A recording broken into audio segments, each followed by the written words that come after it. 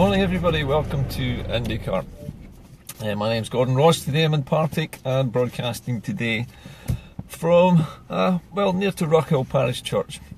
Anyway, it's a lovely morning here in Partick. I've got three little bits of news for you this morning. The first one is actually just a piece of news which you might already have seen on the BBC or ITN news this morning, and that is that David Davis is about to make a speech today in Vienna. David Davis is the Secretary for negotiating Brexit, Secretary of State for that, and Davis has said that after we leave the European Union, Britain will not descend into some kind of Mad Max dystopia where we're all fighting over meagre resources and everything is a disaster. He claims that Britain will maintain the highest standards of everything, basically the highest standards of food, of highest standards of production, the highest standards of law and order, the highest standards of employment law and human rights. Now, correct me if I'm wrong, but if you abolish the Human Rights Act and you reinstate it with your own version of human rights, you'd have to be pretty much using the existing Human Rights Act and literally just giving it a new title. But that's not what's being proposed by the Conservative Party. The Conservatives have proposed having a good look through all of the Human Rights Act as it currently exists under European laws and then changing it to suit themselves. In other words, they're going to cherry pick the bits that they like and they're going to destroy the rest of the rights that we don't like and just throw them in the bin. Now, this has been done for years. The Tories are famous for eroding the rights of workers and reducing the power of the unions. They've done this consistently since the 1980s, which is why we have so few strikes and why wages are so low and why working conditions are so bad, why we have 0 hours contracts, why we have so many people who are underemployed working in 2 or 3 jobs just to try and make ends meet, and why so many people work on minimum wage. So maintaining these already so-called high standards is not too difficult when they're already so very low. How much lower can they make them after Brexit? Well, we don't really know. Now, what Davis is saying in one respect is correct. We won't be descending into a sort of Mad Max dystopian world where we're fighting over fuel and water. However, the prices of things like fuel and water are bound to rise for the simple reason that the currency, which is currently at a low ebb, is going to nosedive quite sharply once we actually Brexit. Currency markets are famously volatile. People buy and sell money based on whether they think it's going to increase or decrease in value. It's nothing to do with the actual economy of that country. It's to do with how the market thinks that that money will either increase or decrease in value. So money markets are not a good way of judging an economy, and neither is GDP, because gross domestic product really just shows you what you did over the last year in terms of how much money each individual person made that year for the economy overall. It's all estimated. But the point is that after Brexit, things cannot be better. They just cannot be better for the simple reason that we're going to pay more for our access to Europe. Now that means that's going to put the price of trade up, even if it isn't a huge amount. Let's say it only went up 10%, which is probably quite a reasonable estimate. But imagine that if everything that you tried to sell to Europe had a 10% tax on it, and everything that you imported had another 10% tax levied on it as an import duty. If that were the case, then the goods coming in from Europe would cost at least 10% more, probably more by the time profit is added on and taken from those goods. So we'd be looking at the cost of living rising. Fuel is also likely to cost us more because fuel oil is priced in dollars, and at the moment the currency, the UK currency, the pound, is very weak against the dollar.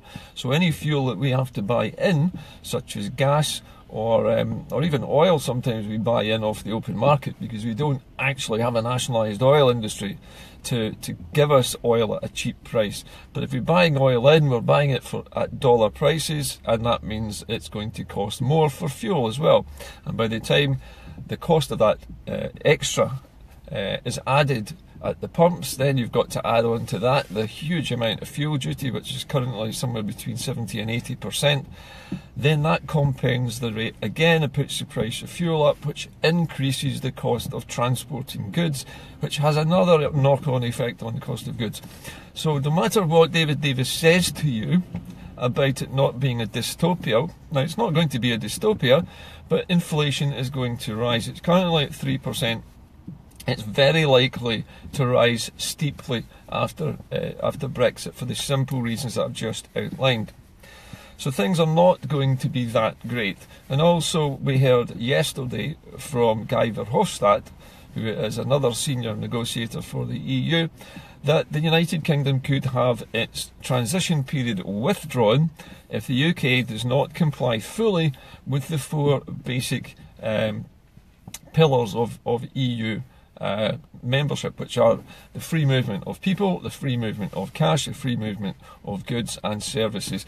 Now, the UK wants to have the free movement of everything except people.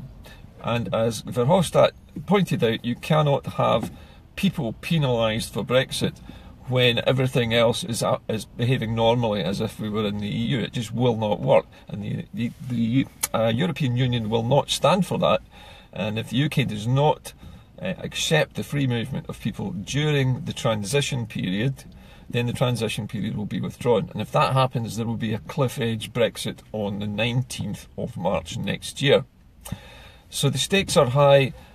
The British negotiators are on a bit of a sticky wicket because of this, because they have to really abide by what the European Union says. It's not a negotiation. The European Union has rules, and they've said that if the UK breaks the rules, the deal is off. It's as simple as that. The negotiating position could not be any clearer than that. UK wants to have what it calls Canada plus AA plus A or whatever, some bizarre strange thing, AA, AAA plus. What they mean is they want to have access to the markets at minimal cost and without being a member of the EU. And that they could do, but there still has to be some freedom of movement of people. And the UK is just not going to budge on that, they've already said. So there's another problem coming. Alright, so all of that aside, what other things have been happening this week? Well, from my point of view, you probably heard that I'm doing a little show on Wednesday night, a pilot show called Indy Studio. Indy Studio is an experimental show which I'm going to try and interview a guest every Wednesday evening. And there will be a small studio audience. And as the show develops, if it looks good after the first episode, after the pilot show is done, if we get a good response, then it's likely that things will improve. We have the possibility of having regular weather updates from another independence campaigner up in the Highlands who has his own very good weather forecasting web page, and it would be nice to bring him into this as well. We also have the possibility of having a caption competition for a cartoon each week, which I'm hoping Wee Scribbles will help me with. We're also looking at getting in maybe more than one guest each week. So there will be a news slot, there will be a chat slot, and there will be an audience participation segment towards the end of the show as well. And the weather forecast from the point of view of the Highlands for a change instead of the Central Belt. So it's looking quite interesting already. People are beginning to wake up and see that there's something happening, and I'm getting an awful lot of messages from people who want to help out. So I think it's looking pretty optimistic for the Indie Studio show. But don't expect too much from it on Wednesday night. We'll be on air on Independence Live on their webpage, live streaming from 8 o'clock on Wednesday evening. So look out for that. My guest for the first show is actually an old friend of mine who has an extremely interesting and unusual story to tell.